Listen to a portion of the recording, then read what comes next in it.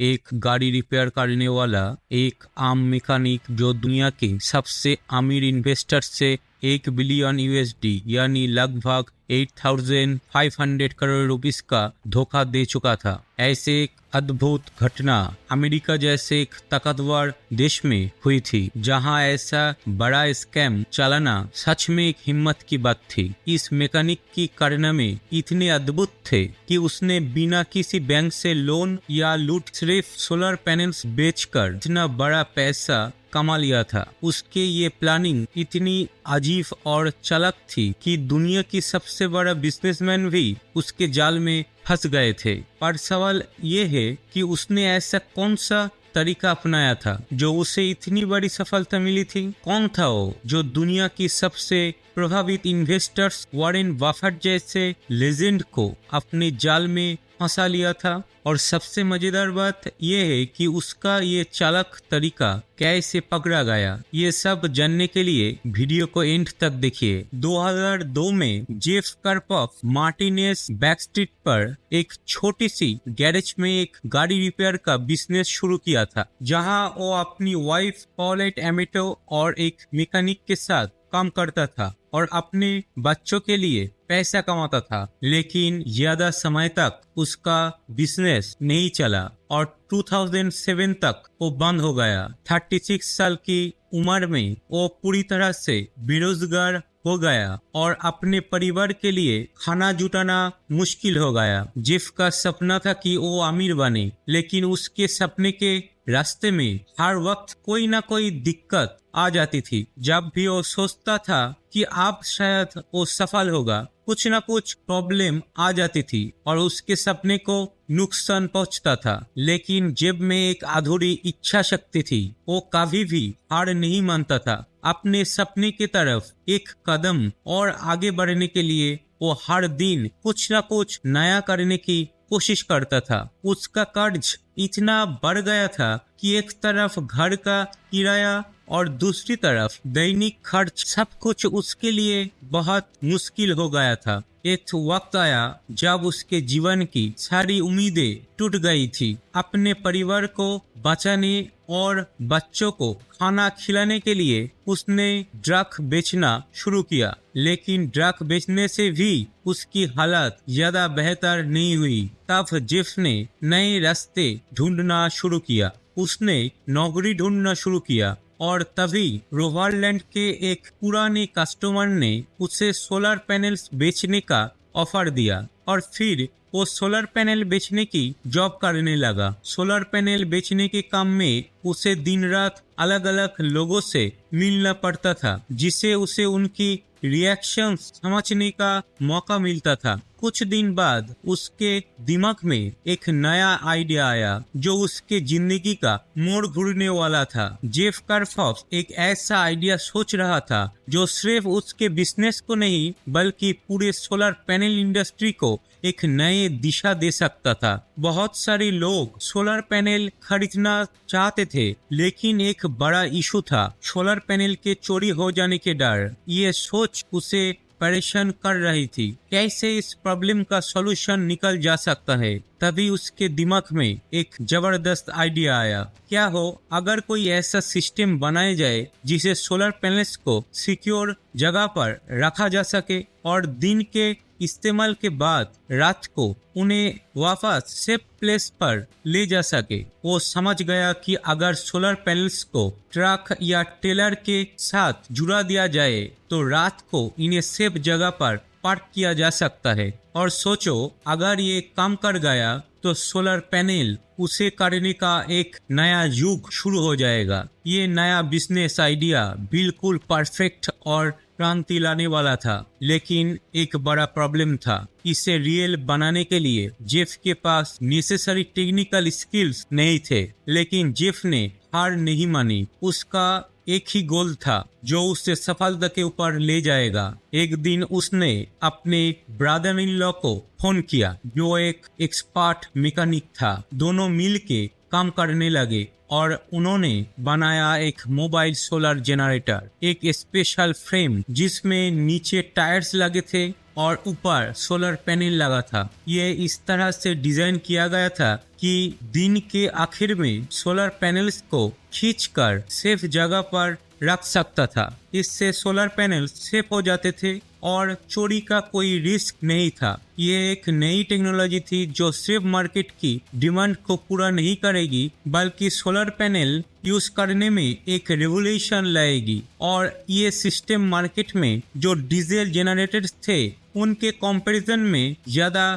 Profitable और safe था। Jeff का सोलर पैनल आइडिया सच में क्रांतिकारी था, लेकिन इस बिजनेस को शुरू करने के लिए उसे कई चैलेंजेस का सामना करना पड़ा। हालांकि पोर्टेबल जनरेटर्स का मार्केट लगभग $3 बिलियन का था, पर जेफ को ये समझ नहीं आ रहा था कि इस मार्केट में कैसे प्रतिस्पर्धा किया जाए या कैसे लोगों को डीजल जनरेटर्स के बजाय सोलर जनरेटर्स की तरफ अट्रैक्ट किया जाए। लेकिन फिर उनकी किस्मत उनके साथ थी। उनके गैरेज में एक कस्टमर आता था जिसका नाम वॉटसन था। वॉटसन एक सॉफ्टवेयर प्रोफेशनल था। जब उसने जेफ के सोलर पैनल आइडिया के बारे में सुना तो उसने उन्हें एक कंपनी बनाने का प्रपोजल दिया। 2008 के एंड में वॉटसन और उसके पार्टनर्स ने मिलके लगभग $368,200 का इन्वेस्टमेंट किया और इस नई कंपनी का नाम रखा प्योर पावर डिस्ट्रीब्यूशन, जो बाद में डीसी सोलर के नाम से जाना गया। फिर उन्होंने मिलके सोलर पैनल्स का मार्केटिंग शुरू कर दिया, लेकिन शुरू में उन्होंने आम लोगों को टारगेट नहीं किया। उनका सोचना था कि अगर वो सबसे बड़ा टारगेट कर सके तो उनका बिजनेस और ज्यादा सक्सेसफुल होगा। इसलिए वो सीधा हॉलीवुड की तरफ गए। उस वक्त मूवीज के सेट्स पर डीजल जनरेटर्स का यूज होता था जो बहुत शोर करते थे और एनवायरनमेंट के लिए भी हार्मफुल थे। डीसी सोलर का मोबाइल सोलर जनरेटर इन प्रॉब्लम्स का सॉल्यूशन था। ये एनवायरनमेंट फ्रेंडली और नॉइसलेस था, जो मूवी सेट के लिए बिल्कुल परफेक्ट था। और उनकी प्लानिंग कम करने लगी। एक के बाद एक मूवी सेट्स पर उनके सोलर पैनल्स यूज होने लगे। 2009 में famous American actor Leonardo DiCaprio और फिल्म प्रोड्यूसर जो उस वक्त डीसी सोलर के सोलर पैनल्स यूज कर रहे थे, उन्होंने अपने फोटो सोशल मीडिया पर शेयर किया। इससे डीसी सोलर्स के प्रोडक्ट्स के लिए बहुत इंटरेस्ट बना और उनके बिजनेस एक नए लेवल पर पहुंच गया। शुरू से ही जेफ समझ गया था कि अगर कुछ बड़ा अचीव करना है तो सिर्फ स्किल ही नहीं बल्कि स्ट्रॉन्ग नेटवर्क भी होना जरूरी है। इसलिए उसने अपनी मेहनत और कोशिश से धीरे धीरे अपनी पहचान बनानी शुरू की। पहले वो फ्लोरिडा के डेटोना बीच में एक रियल एस्टेट एजेंट से मिलता है और फिर उससे न्यूयॉर्क के एक वेल नोन बिजनेसमैन ग्लीवेफर से मिलवाया। ग्लीवेफर ने उसे 2010 के सितंबर में लॉन्ग आइलैंड सिटी के एक होटल में इनवाइट किया। वहाँ गैरी नफ, जो एक फाइनेंशियल मॉडलर था, उसे निक्सन पीबडी लॉ फर्म से मिलवाया जो एक well known tax credit practice करती थी। इस दौरान अमेरिकन कांग्रेस ने एक ऐसा लॉ पास किया था जो सोलर पैनल खरीदने के लिए इंटरेस्टेड कंपनीज को एक गोल्डन अपॉर्चुनिटी देता था। इस नए लॉ के अकॉर्डिंग अगर कोई कंपनी सोलर पैनल्स में इन्वेस्ट करती थी तो वो अपने इन्वेस्टमेंट का 30% टैक्स क्रेडिट के रूप में वापस पा सकती थी। ये सोलर इंडस्ट्री के लिए एक बड़ा चांस था। कंपनीज अपनी इलेक्ट्रिसिटी कॉस्ट बचाने के साथ साथ 30% टैक्स क्रेडिट भी पा सकती थी। ये एक तरह से डबल बेनिफिट था। इन सक्सेस के बीच जेफ और उसके टीम ने डीसी सोलर के लिए एक नई ऑफर लॉन्च की। उन्होंने एक ऐसी ऑफर दी जिसमें कंपनीज को पहले 30% एडवांस पेमेंट करनी थी और बाकी 70% इंस्टॉलमेंट में देना था। ये ऑफर इतनी अट्रैक्टिव थी कि पूरे दुनिया के बिजनेसमैन और कंपनी ओनर्स ने इसे पसंद किया। इस डीसी सोलर का बिजनेस और तेज बढ़ने लगा और दुनिया भर में उनका नाम पॉपुलर हो गया। 2011 के मार्च महीने में जेफ एक लोकल बेसबॉल मैच देख रहा था जब उसके फोन पर एक मैसेज आया। एक famous paint company Sherwin Williams ने 192 मोबाइल सोलर जनरेटर्स का ऑर्डर दिया। ये जेफ के लिए सबसे बड़ा ऑर्डर था जो 29 मिलियन डॉलर्स का था। ये ऑर्डर्स उसके कंपनी के लिए एक बड़ी अचीवमेंट थी जो उसे और आगे बढ़ने के लिए इंस्पायर कर रहा था। एक दिन अमेरिकन बैंक भी उसके साथ पार्टनरशिप करने के लिए इंटरेस्ट हुआ क्योंकि उन्हें पता था कि सोलर जनरेटर्स की डिमांड दिन ब दिन बढ़ रही थी। जेफ अपनी स्किल्स और एक्सपीरियंस से बैंक को समझाता है कि सोलर जनरेटर्स के मार्केट में बहुत संभावना है। उसने उन्हें फेक स्टैटिस्टिक्स दिखाकर ये कन्विंस किया कि फ्यूचर में सोलर जनरेटर्स की डिमांड और बढ़ेगी। इसका रिजल्ट ये हुआ कि अमेरिकन बैंक ने डीसी सोलर को अपना पहला फाइनेंशियल पार्टनर बना लिया। बैंक ने सोलर जनरेटर्स के खरीदने का प्लान बनाया और उन्हें लीज पर देने का सोचा ताकि लोग अपनी इलेक्ट्रिसिटी बिल कम कर सके और साथ ही टैक्स बेनिफिट्स भी ले सके। सब कुछ एक के बाद एक सक्सेसफुल होता गया, लेकिन इस सफलता की जर्नी में और भी कई चैलेंजेस आने वाला था। जो प्रॉब्लम सामने आया जेफ को अपने बिजनेस और एटीट्यूड के बारे में नए तरीके से सोचने पर मजबूर कर दिया। डीसी सोलर्स नाम की कंपनी के मालिक जेफ और उसकी टीम बिना किसी प्रैक्टिकल नॉलेज के सोलर जनरेटर्स बनाने का बिजनेस शुरू कर चुके थे। उनके बनाए हुए सोलर जनरेटर्स अक्सर काम नहीं करते थे और बार बार बंद हो जाते थे, लेकिन जेफ अपनी लग्जरियस लाइफ में बिजी था। नया घर, नई कार और अननेसेसरी खर्चों में लगा हुआ था। सोलर जनरेटर्स की डिमांड बढ़ाने के बजाय वो अपने पर्सनल इंटरेस्ट और कंफर्ट में ही डूबा हुआ था। फिर कंपनी के जनरेटर्स ठीक से नहीं बिक रहे थे और कई कंपनी इन्हें 5 से 10 साल के लिए लीज पर लेने को तैयार नहीं थी। एक तरफ कंपनी के सिचुएशन खतरे में थी, दूसरी तरफ जेफ का लाइफस्टाइल और भी एक्सपेंसिव होता जा रहा था। लेकिन जेफ जल्दी समझ गया कि अगर ये सब इसी तरह चलता रहा तो सब कुछ खत्म हो जाएगा। तो उसने एक खतरनाक योजना शुरू किया। नए इन्वेस्टर्स से जो पैसा मिलता उसे पुराने इन्वेस्टर्स को वापस दे दिया। यह एक पंजी स्कीम थी जो उससे कुछ टाइम के लिए प्रॉफिट देती थी, लेकिन वो यही नहीं रुक गया। वो इलीगल तरीके से फेक डाटा और फेक डॉक्यूमेंट्स के थ्रू गवर्नमेंट से टैक्स क्रेडिट लेने लगा, जिससे उसने करोड़ ऑफ डॉलर्स का फ्रॉड किया। अब जेफ के पास और भी बड़े प्लान्स थे।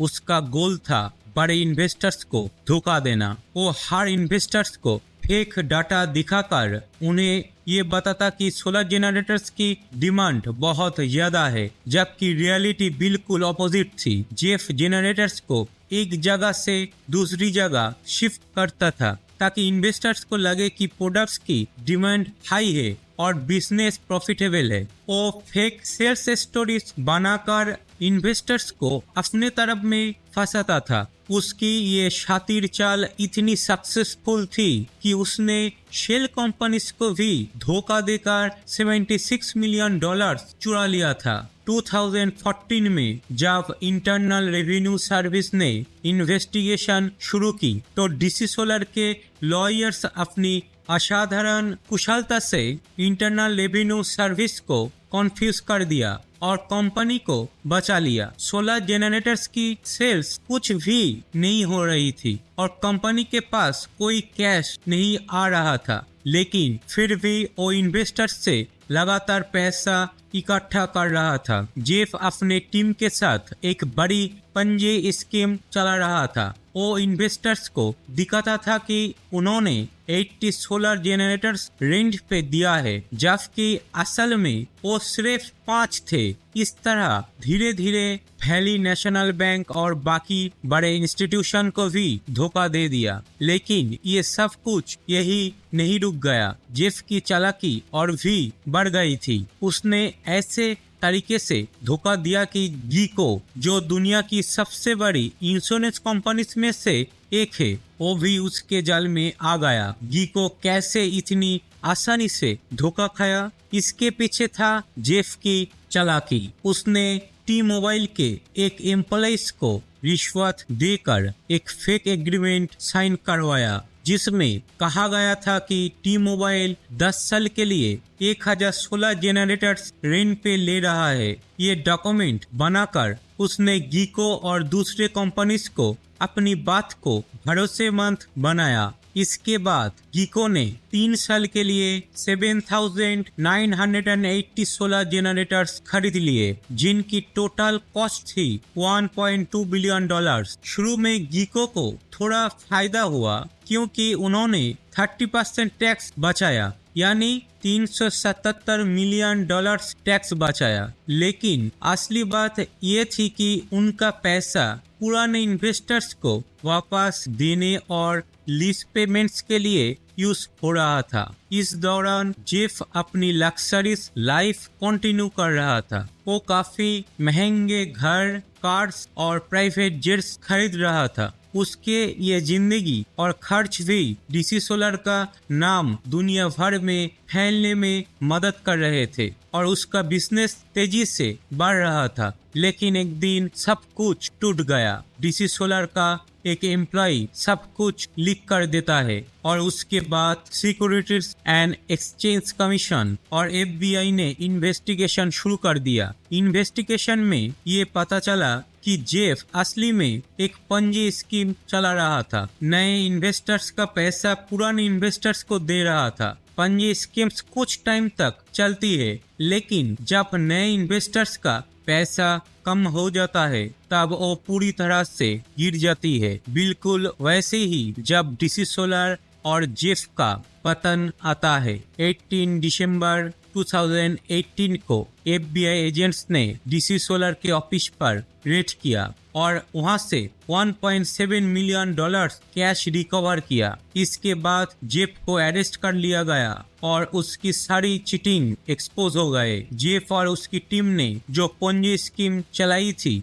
वो काफी शॉकिंग थी। उन्होंने क्लेम किया था कि उन्होंने 1,77,000 सोलर जनरेटर्स बनाए हैं, लेकिन असल में वो सिर्फ कागज पर लिखा हुआ था। उनका काम था इन्वेस्टर्स को फेक GPS ट्रैकर्स दिखाकर ये बिलीव कराना कि उनकी सोलर जनरेटर्स मार्केट में चल रहे हैं और बेच रहे हैं। लेकिन जब इन्वेस्टिगेशन शुरू हुई तो पता चला कि ये GPS ट्रैकर्स एक्चुअल में जनरेटर्स के साथ नहीं थे, बल्कि जमीन के नीचे छुपा दिया गए थे। इतना बड़ा फ्रॉड पकड़ जाने के बाद 9 नवंबर 2021 को सैक्रामेंटो के फेडरल कोर्ट ने जेफ कर्फफ को 30 साल के लिए जेल भेजने की सजा दी। ये थी एक धुरंधर और चालाक धोखा देने की कहानी, जिसमें झूठ और फ्रॉड के जरिए लाख्स ऑफ डॉलर्स का लूट किया गया। शुक्रिया आपका अपना कीमती वक्त देने के लिए। अगर आपको ये